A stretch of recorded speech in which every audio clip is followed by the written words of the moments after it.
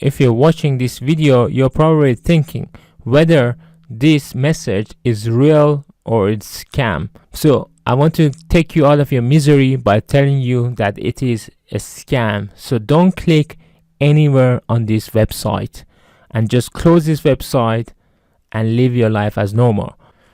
But if this message keep appearing, then it could be that you got something installed in your Windows 10 or an extension that is used to create this message. So I would suggest you to check your recently installed extensions or recently installed programs and uninstall the suspicious ones. So I got this message when I clicked on this link from Google search, which is tech.com website, but when I opened it, it was a different website. I hope this video was useful.